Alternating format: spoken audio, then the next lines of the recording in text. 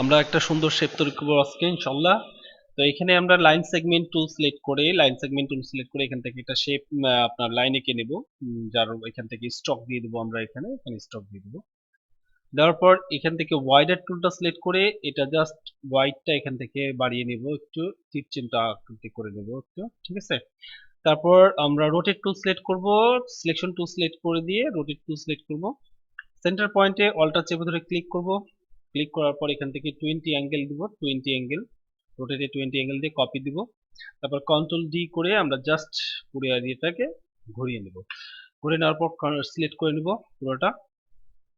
Select করার পর এখানে আমরা ভিউ আছে, ভিউ যে ট্রিম ভিউটা আছে এটাকে সিলেকশনটা আউট করে দিই, জাস্ট বড় করে নিব। বড় করে নেওয়ার পর এখান থেকে আমরা ট্রিম ভিউটা আবার অন করে দেব।